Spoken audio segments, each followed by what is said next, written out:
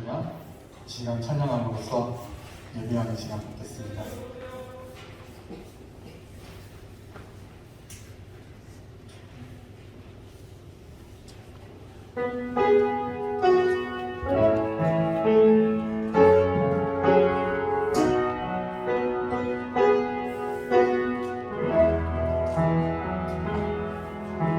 손 들고 찬양합니다. 다시 오실 왕 여호와께 어제 주만이 나를 다스리네. 다시 한번 두 손 들고 찬양합니다. 두 손 들고 찬양합니다. 다시 오실 왕 여호와께 어제 주만이 나를 다스리네.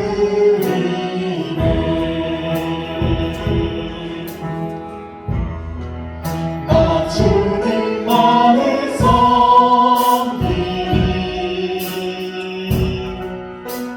헛된 말을 버리고 성령이여 내 영혼 충만하게 하소서.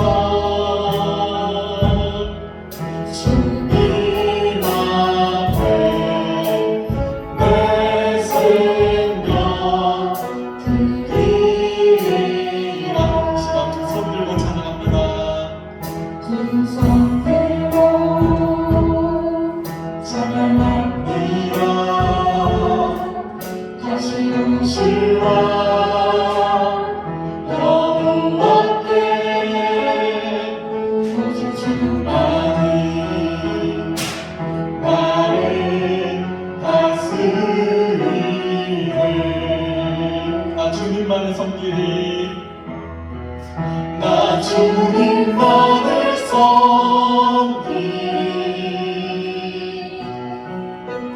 헛된 말은 버리고 성령이여 성령이여 내 영혼 충만하게 하소서. 주님 앞에 내 생명 드리리라. 나 주님만을 섬기리. 나 주님만을 섬기리.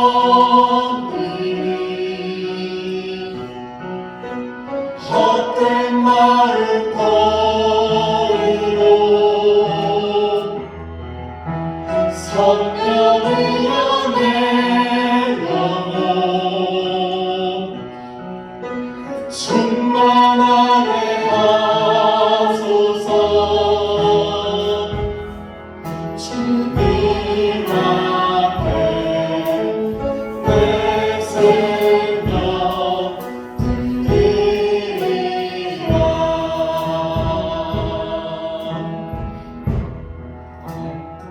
제가 잠깐 기도하겠습니다.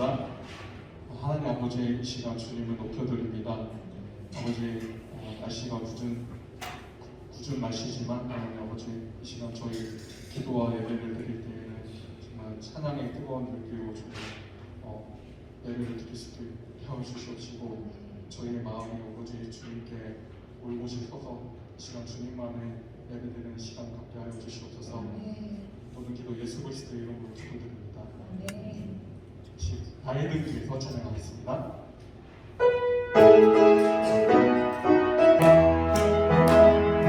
나의 등 뒤에서 나를 도우시는 주, 나의 인생 뒤에서 지치고 오나요.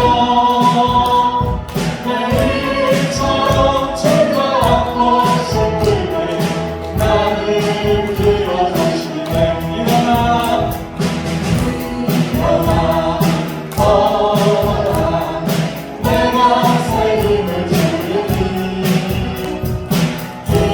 일어나는 너 걸어라 내 너를 도우리 나의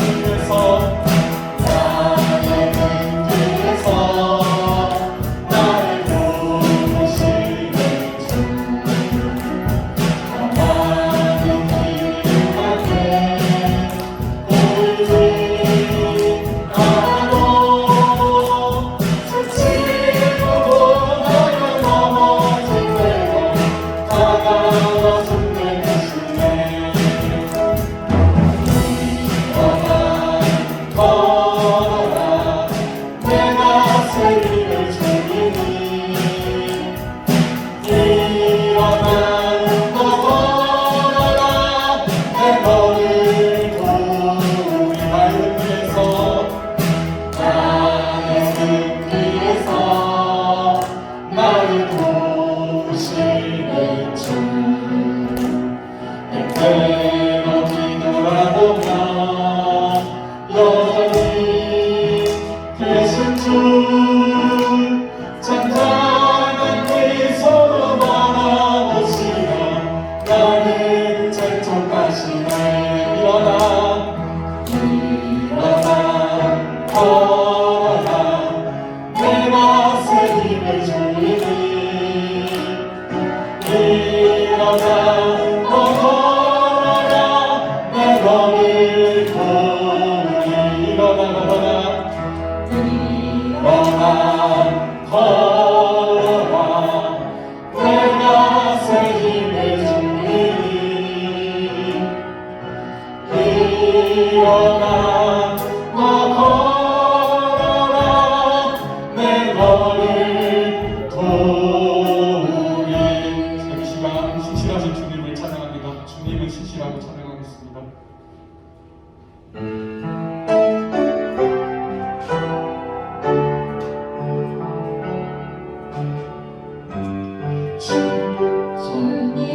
주님은 신실하고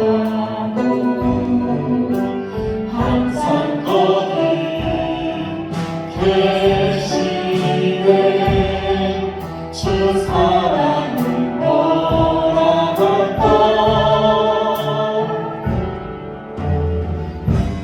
주 사랑이 내 생명보다 귀하고 주 사랑이 파도보다 더 강해요 세월이 가도 꽃이 시들어도 주 사랑 영원해 주님 사랑 신실 다시 한번 주님을 신실하고 주님을 신실하고 항상 거기 계시네 주 사랑은 뭐라 할까 주 사랑이 내 생명보다 귀하고 주 사랑이 파도보다 더 강해요 세월이 가도 꽃이 시들어도 주 사랑 영원해 주님 사랑 신실 주 사랑이 내 생명보다 귀하고 주 사랑이 파도보다 더 강해요 세월이 가도 꽃이 시들어도 주 사랑 영원해 주님 사랑 신실해요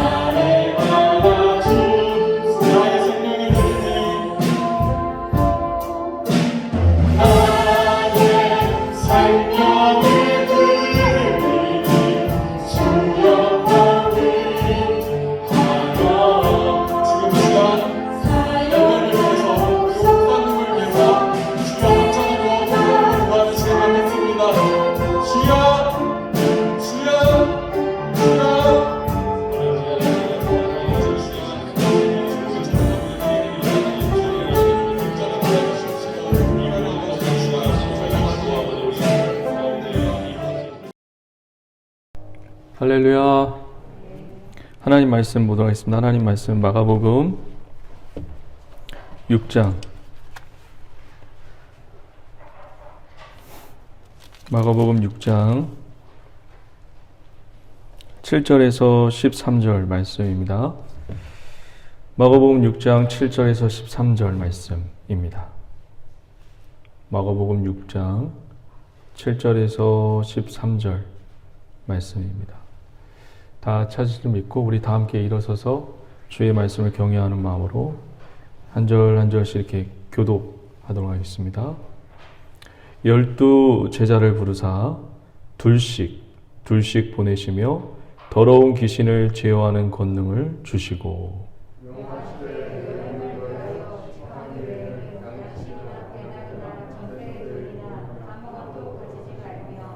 10만 신고 두 벌 옷도 입지 말라 하시고 또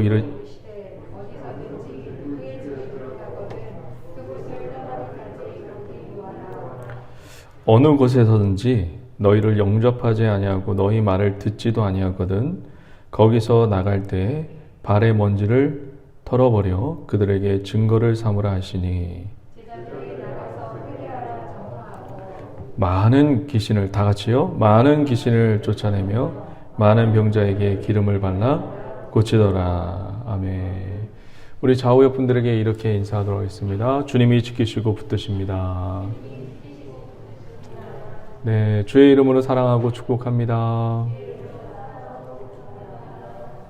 네, 하나님의 은혜 가운데 안에서 저와 여러분들 오늘 한 주간에도 하나님이 지켜주시는 은혜가 임하기를 주의 이름으로 간절히 축원드립니다. 우리가 저번 주에 예수님께서 제자들을 데리고 예수님의 고향을 방문했던 것을 같이 이야기를 나눴던 기억이 납니다. 혹시 기억나세요? 예수님이 제자들을 데리고 고향 땅에 가셨어요. 그런데 환영받지 못하고 배척받고 모멸받고 인격적인 모독을 받았습니다. 자기 제자들을 데리고 가면 내가 이 정도야, 이 스승이 이 정도야, 그런 의시되는 걸 좀 보여주고 싶었을 텐데 오히려 제자들에게 모멸받고 배척당하고 그리고 인격적인 모독을 받는 그 장면을 제자들에게 고스란히, 그러니까 걸러지지 않는 그 민낯을 보여주십니다. 누가 이런 모습을 보여주겠어요? 여기 있는 목사도 여러분들 앞에서 다른 분들에게 이렇게 막 칭송받고 그런 모습을 인간이니까 보여주고 싶지요. 근데 예수님은 의도적으로 자기를 따르는 제자들에게 이런 민낯을 보여주십니다. 이유가 있겠죠. 그동안에 예수님을 따르면서 박수만 받아왔어요. 예수님이 야이로의 딸을 고치고 혈루병 앓은 여인을 고치면서 야, 예수님 대단하다 박수치고 막 예수님을 쫓아다니는 모습만 봤습니다. 그런데 또 극단적인 모습, 예수님이 고향 땅에 가서 인격적인 모독을 당하고 모멸감을 당하고 그런 것을 제자들에게 보여주는 이유는 예수님을 따르면 여러분 좋은 일만 있는 것이 아니라 그렇잖아요. 우리가 예수를 믿으면서 지금 신앙생활 하면서 내가 예수를 믿고 신앙생활하면 신앙이 어린 분들은 이렇게 얘기해요. 왜 나에게 이런 어려움과 환난을 주시냐고. 이런 분들도 있어요. 제자들에게 나를 믿고 따르면 이런 일도 발생한단다.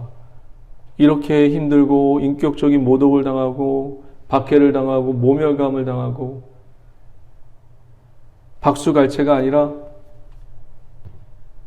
야훼를 당하고 그런 일들이 벌어진다는 것을 제자들에게 의도적으로 그러니까 몸에 체득하게끔 가르쳐주고 있는 겁니다.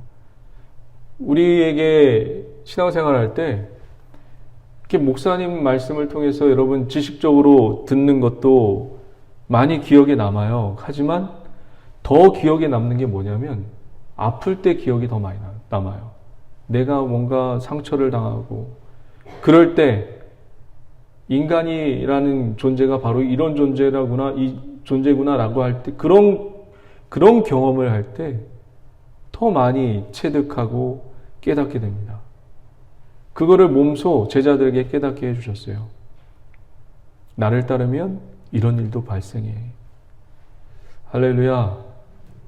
바라기는 우리 성도님들 더 좋은 일만 있기를 너무너무 간절히 소망하죠.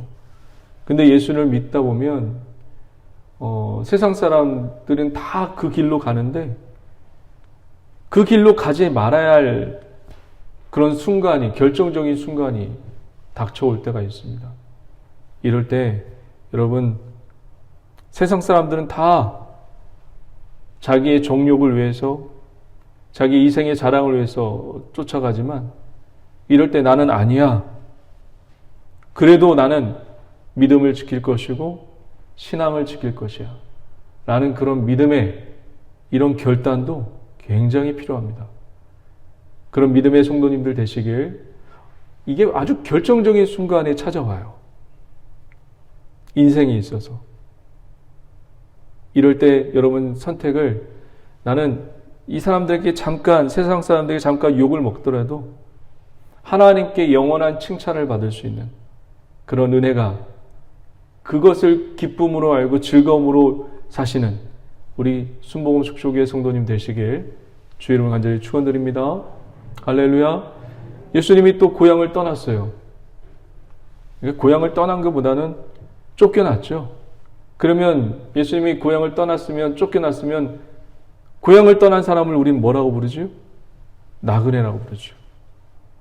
이제 예수님은 고향을 떠났어요. 이제 나그네 인생. 우리의 인생이 나그네 아니에요? 이 땅을 살아가면서 나그네잖아요. 영원한 고향은 저 천국에 있잖아요. 여기가 영원하다면, 이 땅이 영원하다면 여러분 죽지 않고 살아야죠. 근데 하나님이 인생의 법칙 가운데 죽음을 허락하셨어요. 영원하지 않다는 것. 우리의 부모님을 보고 우리의 할아버지 할머니를 보며 소천하는 그 모습을 보면서, 아, 이 땅이 영원하지 않구나. 내 친구들이 먼저 생을 마감하면서, 그리고 또 내 친척들이 먼저 생을 마감하면서, 아, 이 땅이 영원하지 않구나. 라는 것을 늘 가르쳐주고 있어요. 우리는 나그네 인생입니다. 그래서 베드로전서 2장에 이렇게 얘기하고 있잖아요. 나그네 된 너희여, 영혼을 거슬려서 싸우는 육체의 정욕을 뭐라고요? 제어하라. 우리가 나그네 된 인생으로서 이 땅을 살아가면서 육신의 정욕을 제어하면서 살아가기를 바라는 마음에서 베드로 목사님이 그렇게 베드로전서 2장에 그렇게 기록하고 있습니다. 그리고 오늘은 또 예수님께서 이 배척당하고 모멸감 받은 이 제자들을 향해서 오늘 말씀 보니까 짝을 지어주고 그 짝을 지어주면서 전도하라고 내어 보내고 있는 모습을 보게 됩니다. 7절 한번 보도록 하겠습니다. 12제자를 부르사 둘씩. 이 둘씩이 두 번이나 나와요. 한 번이 아니라 뭐 3명, 4명이 될 수 있잖아요. 근데 둘씩 이걸 강조하는, 이게 여러분 국어를 배우셔서 알겠지만 이게 단어가 반복되는 거는 중요성을 갖고 있는 겁니다. 성경도 마찬가지. 둘씩 이거를 2번 반복했단 말이에요. 그럼 굉장히 강조하는 거예요. 이거를 여러 가지로 해석할 수 있어요. 여러 가지로 설교할 수 있어요. 이 둘이라는 이 숫자는요, 구약 성경에 보면 어떤 범죄가 일어났어요. 범죄가 일어났는데 그 사람이 사람을 죽였어요. 근데 이 사람은 사람을 죽일 때 몰래 죽인단 말이에요. 그런데 이 사람을 법정에 세웠어요. 어떻게든. 법정에 세웠는데 증인을 몇 명 세워야 되냐면, 이 사람이 사람을 죽였다는 그 증인을 몇 명 세워야 되냐면 한 사람을 세우면 안 돼요. 꼭 2사람 이상을 세워야 돼요. 이걸 구약적으로 표현을 한다면 증인의 수예요. 하지만 제가 이 말씀을 가지고 우리 성도님들과 함께 은혜를 나누고자 하는 메시지는 뭐냐면, 이 제자들을 이 제자들 둘씩 보냈단 말이에요. 이 제자들이 나중에 무엇을 세우죠?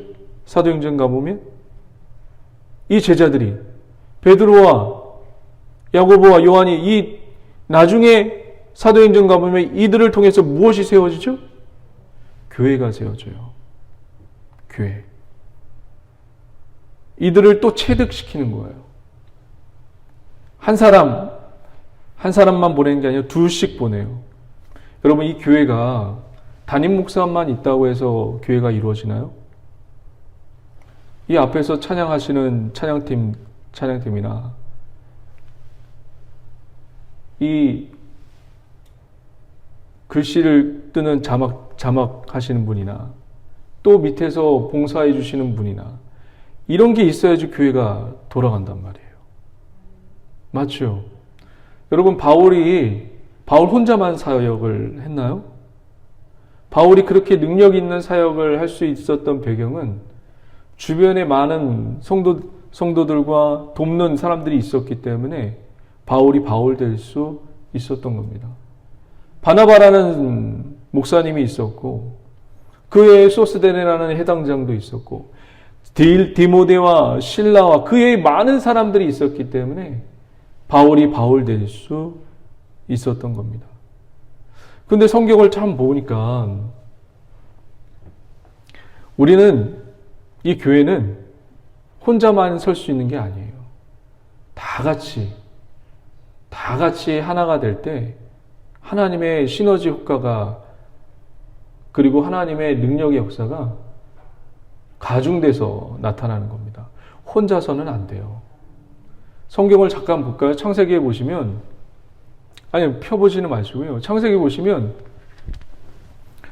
하나님이 이 땅을 창조하시고 에덴 동산을 만드시고 아담을 만들었어요. 아담을 만들었는데 옛날 성경에 뭐라고 써있냐면 독초하는 것이 마음에 걸려서 누구를 만들었다고 나와있죠? 하와를 만드셨어요. 아담을 깊은 잠에 빠지게 하신 후에 그의 갈빗대를 취해서 하와를 만드셨어요. 이렇게 하나님은 이렇게 뭔가 공동체를 이루고 사는 걸 너무너무 좋아하세요. 심지어 하나님은 혼자서 창조하지 않으셨어요. 맞죠?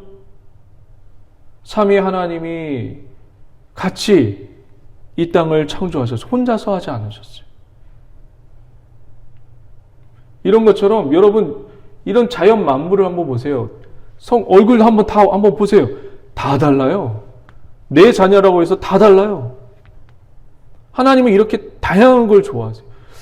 처음에는 우리가 신앙이 어렸을 때는 우리가 죄를 범하고 나서는 아담이 타락한 이후에 뭐라고 얘기하는지 한번 보세요. 저 여자가 그 선악과를 줘가지고 나를 먹이겠다. 다 타락 이후에는 다 자기 중심으로 돌아가요. 하나님은 처음에 우리를 만드셨을 때 다양하게 만들었고 다양한 사람들을 인정하게끔 만들어놨어요.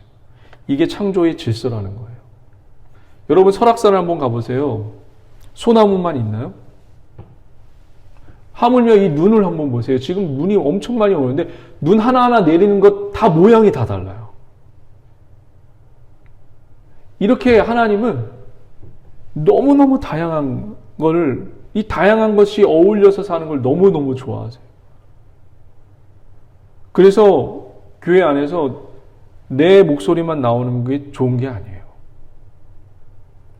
서로서로의 하모니가 이루어서 이것이 하나님의 은혜로 덮어져서 인간의 목소리가 죽어지고 우리의 목소리가 나오지만 기도로 죽어지고 하나님의 목소리가 하나로 되는 모아지는 그런 기도를 너무너무 좋아하십니다. 할렐루야. 모든 게 다 달라요. 우리의 인간을 한번 보세요. 이 몸뚱아리를 한번 보세요. 똑같은 게 다 어디 있어요? 눈도 달라, 코도 달라, 입도 달라. 우리 머리, 몸, 손, 발 다 다르게 하나로만 아메바처럼 만들지 않았잖아요. 똑같이 다 다르게 만들었어요. 팔도 다리도. 이게 하나님의 우리를 창조하신 창조 질서예요. 다양한 것. 이 다양한 것이 어울려서 하모니를 이루면서 사는 것. 우리 교회가 이렇게 둘씩 이루어서 성장해가는 기업된 믿음의 우리 교회가 되길 바랍니다. 그러니까 이 교회 안에 또 다른 교회가 생기는 거예요. 이 교회 안에 여러분들이 교회죠. 여러분 스스로가 교회죠. 그러니까 우리 장로님이 아까 전에 기도하셨잖아요. 기도하실 때 우리의 모습을 통해서 하나님의 역사가 드러나고, 그러니까 여러분들이 교회예요. 저와 여러분들이 교회예요. 작은 교회죠. 이 한 주간에도 이 교회의 역할을 충실히 충성을 다해서 잘 해나가는 저와 여러분 되시길 주의 이름으로 간절히 축원드립니다. 7절 다시 한번 보세요. 12제자를 부르사 둘씩 보내시며 무엇을 제어하는 권능을 주시고 더러운 귀신을 제어하는 권능을 주시고. 귀신. 요새는 이 현대에 무슨 귀신이 있냐라고 이렇게 현대 사람들이, 세상 사람들이 얘기하는 분들이 있어요. 귀신의 역사가 있어요. 여러분들 보시잖아요. 귀신 들려서 막 돌아다니시는 우리 교회가 보면 귀신 들린 분들도 있어요. 여러분 그래서 기도하실 때 늘 사단의 세력을 대적하고 틈타지 못하도록 늘 대적하는 기도를 기도하실 때마다 빼먹으면 안 돼요. 꼭 대적하시기 바랍니다. 예수님의 이름으로 흑암과 저주의 권세는 떠나갈지어다. 할렐루야. 이 귀신이요, 예수님의 사역 내내 십자가에 죽으실 때까지 늘 괴롭힌 거 아세요? 예수님이 광야에서 시험을 당하시죠. 3가지 시험을 당하시죠. 이때 사단이 예수님한테 돌을 떡으로 만들래요. 40일 금식했으니까 우리는 인간적인 생각에 보통 이렇게밖에 생각을 안 하더라고요. 예수님이 40일 금식했으니까 배고프니까 그 배고픔을 가지고 사단이 예수님에게 접근했겠구나. 이런 단순한 논리로 접근해서 이 배고픔, 이 금식한 이 예수님을 그렇게 유혹하고 있구나. 예수님은 40일뿐만 아니라 100일도 금식하실 수 있는 그런 능력자이십니다. 그런데 한번 보세요. 돌을 떡으로 만들래요? 이건 누가 하실 수 있는 거예요? 이건 누가 하는 거예요? 우리가 지금 이 돌을 떡으로 만들 수 있는 분이 있어요? 없어요? 사람들 중에 있어요? 없어요? 이 돌을 떡으로 만들 사람은 누구예요?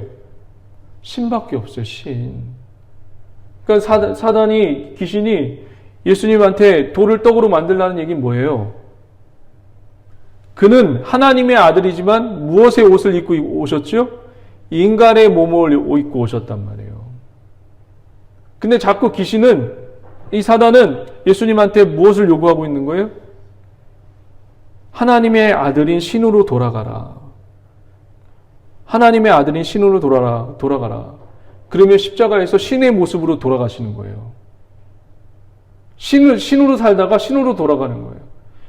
우리 인간으로 오셔서 우리의 죄를, 아담의 그 죄를 담당하시고 우리의 죄를 싸잡아서 십자가에서 인간의 제물로 오신 예수님을 이 사단이 자꾸 유혹을 하는 거예요. 신으로 돌아가라. 하나님의 아들로 돌아가라.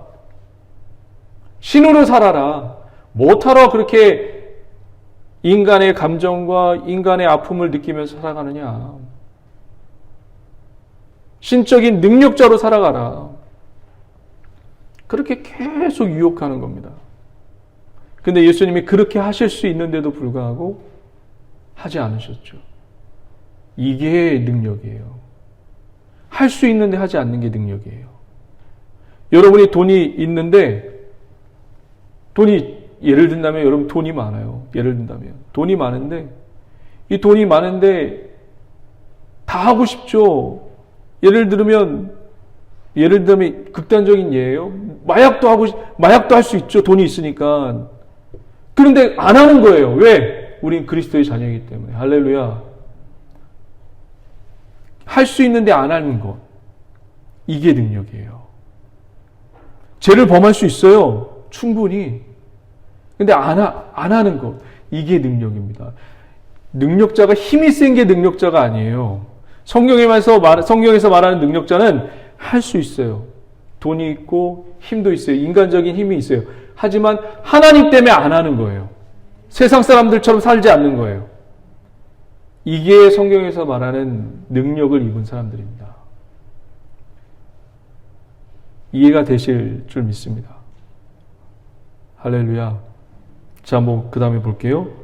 7절 다시 한번 보면 이 말씀 하나만 봐더라도 굉장한 의미가 너무너무 많이 담겨 있어요. 12제자를 부르사 둘씩 보내시고, 공동체가 너무 중요하다 얘들아. 더러운 귀신을 제어하는 권능을 주시고, 귀신을 제어하는 권능을 주셨어요? 이제 저를 한번 보세요. 귀신을 제어하는 능력을 주셨어요. 여러분들에게. 그런데 문제가 뭐냐면 이 귀신을 제어하는 능력을 부여받고 이 능력을 행한다고 해도 사람들이 변할까요? 변하지 않을까요? 여러분만 봐도 알잖아요. 저만 봐도 알겠더라고요. 제가 아플 때는 하나님을 의지해요. 저도 하나님 살려주세요. 너무 아파요. 근데 시간이 지나면 또 이게 언제 그랬냐는 듯 또 죄를 범하고 있어요. 이스라엘 백성만 봐도 알잖아요. 홍해를 가르는 그 홍해 물을 지나갔어요. 바닷물을 지나갔어요. 근데 이스라엘 백성이 하나님을 잘 섬겨요? 그 능력을 체험했다고? 하늘에서 내려오는 만나, 매일 아침 눈 뜨면 하늘에서 만나가 눈을 떴어요. 그런 능력을 매일매일 체험했던 이스라엘 백성, 40년 내내 광야 동안 주님 앞에 순종했나요? 사람은 능력을 체험한다고 변화되지 않아요. 그게 성경에서 가르쳐 주는 거고, 능력을 체험했다고 사람이 한순간에 변화되는 거 아니더라고요. 그래서 그 다음 절 보세요. 집으로 가래요. 집으로. 8절. 명하시되 여행을 위하여 지팡이 외에는 양식이나 배낭이나 전대의 돈이나 아무것도 가지지 말고, 9절. 신만 신고 두벌 옷도 입지 말라 하시고, 10절. 또 이르시되 어디서니 누구의 집에 들어가거든 그것을 떠나기까지 거기 유하라. 집에 들어가래요.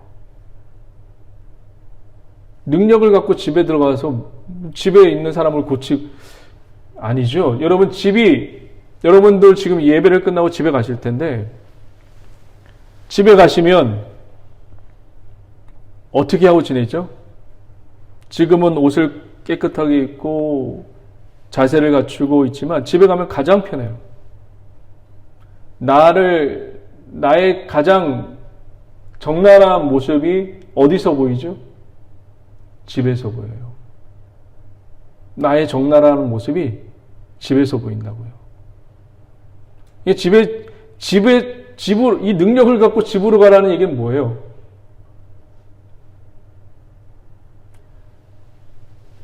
집에서는 우리의 삶이 다 보인단 말이에요. 삶이. 제자들 예수님이 귀신을 제어하는 능력을 주셨는데 집으로 보내고 있어요.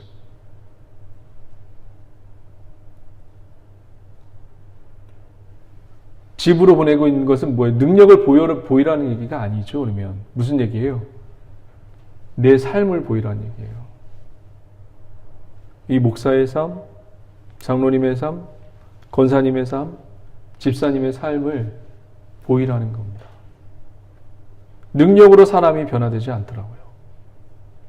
사람을 모이게 할 수는 있어요. 저 목사님 귀신도 쫓아내고, 그리고 병자도 고치고, 이 능력으로는 사람을 모이게 할 수는 있어요.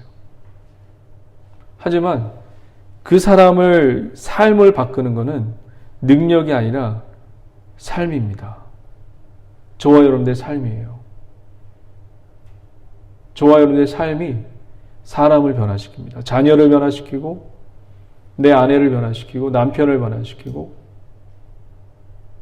여러분의 친지와 친척을 변화시킵니다. 할렐루야.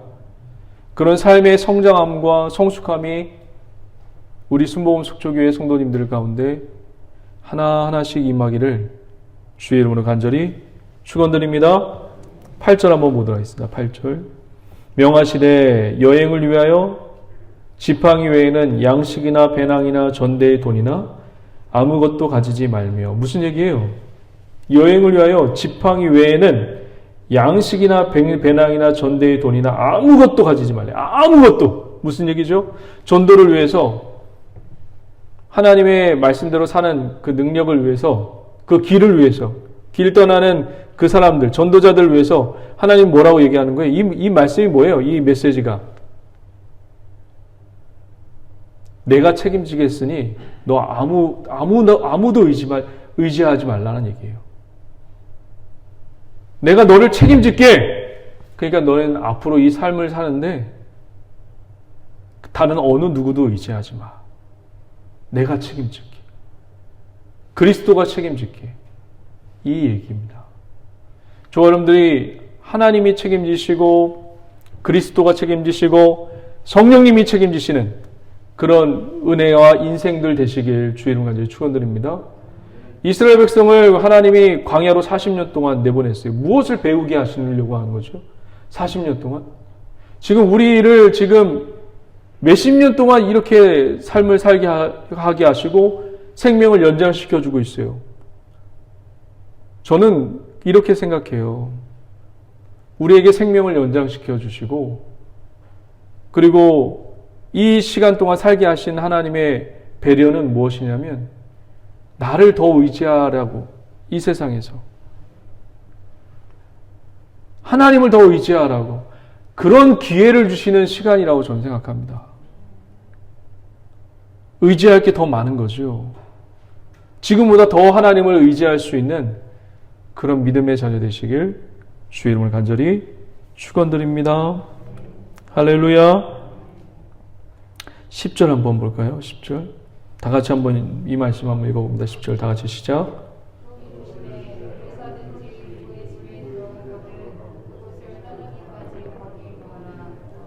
이게 무슨 말이죠? 전도자가 어느 집에 이제 들어갑니다. 전도를 다 하고 쉴 때가 있어야죠. 그렇죠? 근데 그 어느 성도 집에 들어가요. 들어갔는데 거기에서만 유하래요. 여러분들 집을 보시면 제가 다 방문을 하지 않았지만 어떤 분은 방 2칸에 사시고 어떤 분은 방 3칸에 사시고 어떤 분은 화장실이 3개 있고 어떤 분은 화장실이 2개 있고 어떤 분은 풀빌라까지 있고 성도들 중에 다 그렇게 다르잖아요. 그렇죠? 지금 이 얘기는 뭐냐면 그 성도 집에 가는데 방이 2칸이에요. 그리고 화장실이 하나예요. 근데 어떤 분이 소식이 들려왔어요. 목사님, 전도자님, 저쪽 집에는 저쪽 성도는 방이 3칸이라서 그 방도 3칸이고 화장실 2개인데 거기로 옮기면 어떻겠어요? 한 번 들어갔는데 성도들의 형편에 따라 움직이지 말라는 얘기예요. 이 메시지는. 이 메시지하고 동일하게 말씀해주는 구절이 있는데 마태복음 10장 한번 볼까요? 마태복음 10장.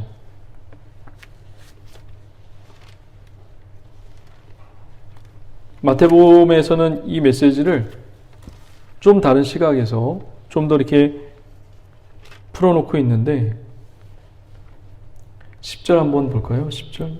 10장 10절.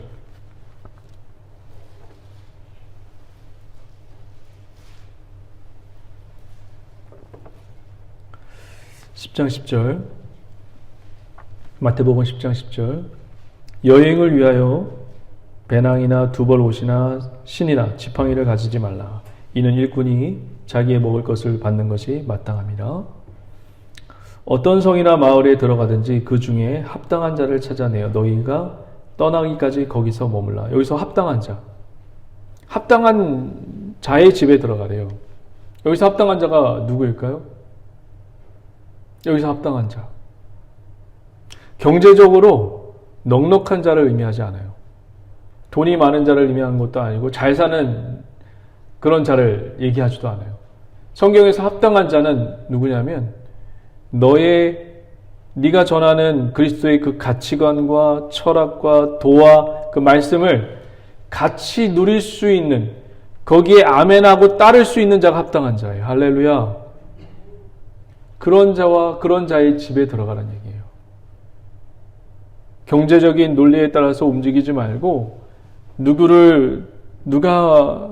누가 잘 살면 그 잘 사는 사람만 위하는 것이 아니라 모두 다 똑같이 그거에 하지 말고 하나님의 도와 하나님의 말씀과 하나님의 철학과 신앙의 가치관이 같이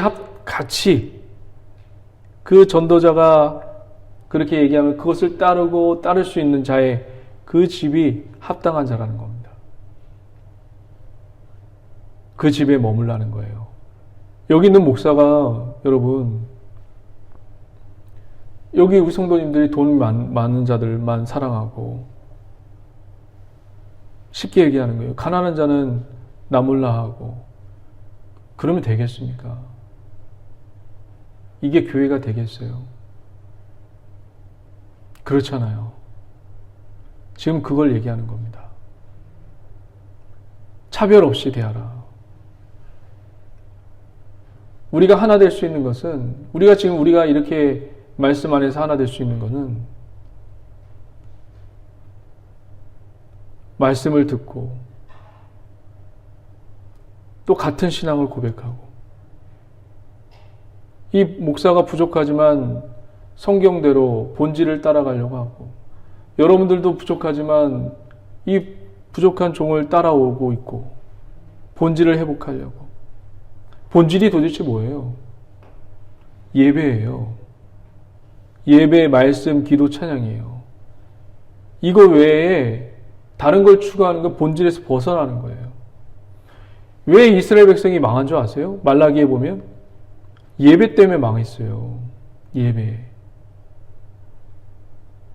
예배를 자기의 뜻대로 자기의 원하는 것을 이루기 위해서 드리려다 보니까, 그리고 그것을 위해서 이 성직자들을 움직이고, 이 성직자들은 성도들의 눈치 때문에 정확하게 메시지를 정하지 못하고, 그래서 말라기에 보면 제발 성전 문 좀 닫았으면 좋겠다. 예배 문 좀 닫았으면 좋겠다. 오죽하면 하나님께서 그런 말씀을 하시겠어요. 이 예배 때는 하나님의 말씀이 흘러나와야지, 이 성직자들이 사람의 눈치를 보면서 죄를 지적하지 않고, 죄가 아니라 잘한다라고 얘기하고, 이러면 그 본질에서 떠나게 되는 것입니다. 사랑하는 우리 성도님들, 예배 엄청나게 중요합니다. 우리가 보기엔 별거 아닌 것처럼 보이죠? 하지만 하나님이 임재하는 예배는 여러분들이 가랑비에 옷 젖듯이 서서히 젖게 되어 있습니다. 서서히 뭔지 모르지만 희한하게 내 삶이 조금씩 변화되고, 내가 주님 앞에 이 악한 마음들이 조금씩 누그러지면서 순종해가는 내 모습을 보면서 내가 옛날에는 안 그랬는데, 점점점 가랑비에 옷 젖듯이 이렇게 성경의 가치관과 철학과 이 기준에서 떠나지 아니하고, 세상 사람들과 동조하지 아니하고, 교회 안에서도 여러분 쭉정이와 가라지가 있듯이 알곡들과 함께 알곡되고자 노력하려고 하고 애쓰려고 하고 이런 교회, 이런 성도, 이런 목회자 이게 본질을 찾아가는 우리 성도들의 자세입니다. 우리들의 자세예요. 우리가 그렇게 살아가는 우리 순복음 속초교회 성도님 되시길 주의 이름으로 간절히 축원드립니다. 이제 마지막인데요. 이거 너무너무 중요해요. 지금 이 전도자들을 예수님이 보내면서 너희도 이렇게 될 수 있다라는 것을 얘기해 주고 있습니다. 마지막 마가복음 6장 11절 보도록 하겠습니다. 마가복음 6장 11절 다 같이 한번 읽어본다. 시작. 너희를 영접하지 아니하고 너희 말을 듣지도 아니하거든 거기서 나갈 때에 발 아래의 먼지를 털어버려 그들에게 증거를 삼으라 하시니. 언뜻 보면 전도자가 전도 복음을 전하는데 듣지 않으면 먼지를 털어버리고 나와. 너희들 그 사람하고 떨어져. 언뜻 보면 이렇게 얘기하는 것처럼 보이는데 이건 두 사람 다 해당되는 겁니다. 전도자하고 말씀을 듣지 않는 자에게 해당되는 거예요. 왜 그런지 지금부터 설명할 테니까 잘 들어보세요. 이 표현이 어디서 많이 봤죠? 너희들 말을 듣지 않으면 발에 묻은 먼지를 털어버리는 그런 제스처를 취해서 나와버려. 이게 유대인들이 행동하는, 이방인들을 대할 때 행동하는 모습이에요. 이방인들을 대할 때. 퍼포먼스예요. 그러니까 유대인들이 이방인 지역을 가잖아요. 유대를 벗어나서, 그러니까 지금 예를 들면 유대 땅이라고 한번 생각해 보세요. 이 예루살렘 땅을 생각해 보세요. 이 예루살렘 땅에 살다가 저 모압 땅이나 저 바벨론 땅에 와서 이제 예루살렘 땅으로 들어와요. 유다 땅으로 들어올 때 이제 유다 땅이다, 이제 예루살렘 땅이다 라고 했을 때 퍼포먼스를 해요. 털어버려요. 이렇게. 나 이제 이방인 사람 아니야. 이방에서 이제 벗어났어. 이렇게 하고 이제 퍼포먼스를 해요. 이방인 지역을 갔다가 오면. 근데 또 사도행전에 보면 바나바와 바울이 이방인 지역에 가가지고 복음을 전해요. 근데 이방인들이 복음을 받아들이지 않아요. 외국 사람들이 받아들이지 않아요. 그래서 사도행전 13장 한번 잠깐 볼까요? 사도행전 13장.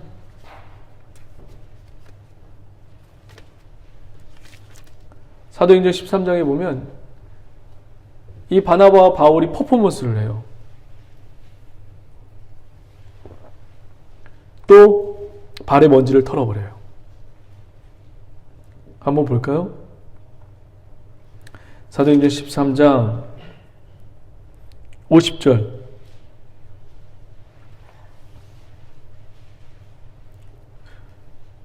굉장히 중요한 거예요. 이에 유대인들이, 다 같이 읽어봅니다. 이에 유대인들이 경건한 기부인들과 그 신의 유적자를 선동하여 바울과 바나바를 박해하게 하여 그 지역에서 쫓아내니, 다 같이요. 시작. 두 사람이 그들을 향하여 발에 티끌을 털어버리고 이고니온을 가거늘. 말씀을 받지 않아서 이 털어버리고 나가요. 그럼 도대체 그럼 이방인이라는 뜻이 도대체 뭘까? 이방인. 이방인이 도대체 뜻이 뭘까? 외국 사람, 그리고 외국 사람이 사는 사람들의 그 지역, 그게 또 이방인이 아닌 또 다른 뜻이 담겨져 있는 거예요. 그럼 어떤 뜻이 담겨져 있을까? 저를 한번 보세요. 이게 굉장히 중요한 거예요. 마태복음 3장에 오늘 있다가 사라질, 오늘 지금 이렇게 꽃이 피었어요. 꽃이 피었다가 이제 내일 이제 지잖아요. 내일 지면은 이 사람들이 아유 지었구나, 사그라들었네 하고서 뽑아가지고 이거를 땔감으로 쓴단 말이에요. 오늘 아름답게 피고 내일 질 그 들풀도 들꽃도 아궁이에 던지거늘 하물며 너희들이냐.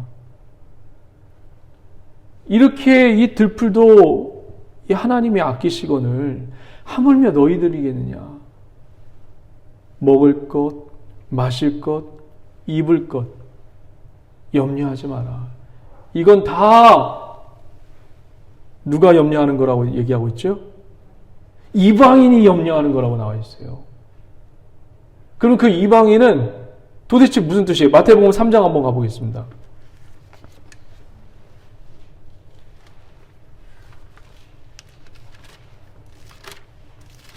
마태복음 3장.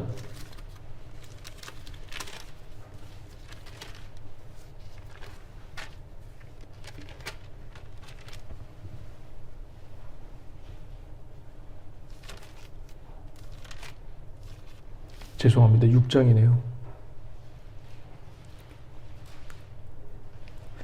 30절 한번 보겠습니다. 마태복음 6장 30절.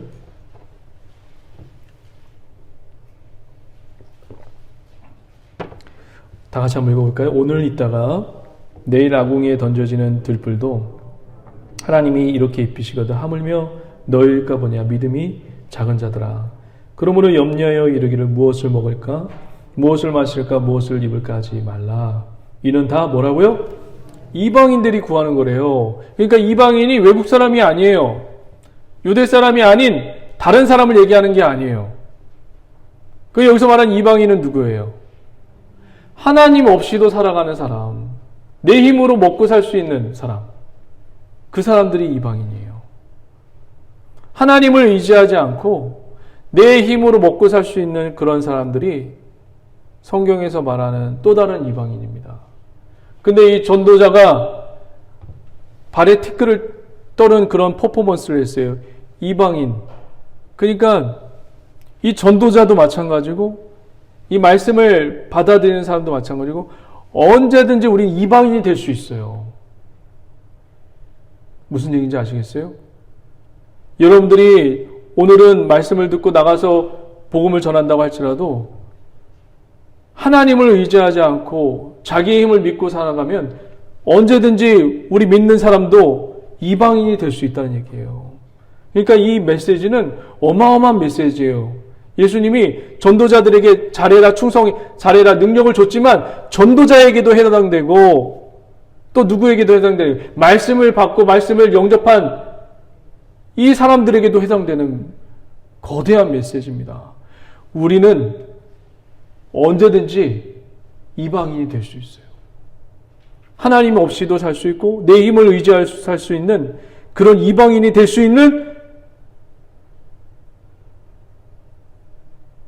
그런 시간대에 살고 있어요. 그러니까 우리가 어떻게 하겠어요? 늘 깨어서 말씀을 보고 기도의 자리에 나오고 엎드려야 되는 게 맞습니다. 할렐루야! 사랑하는 우리 기아못된 믿음의 성도님들, 오늘도 하나님이 지켜주시고 인도해 주시는 그런 은혜가 충만하기를 주의 이름으로 간절히 축원드립니다. 기도하시겠습니다. 하나님 감사합니다.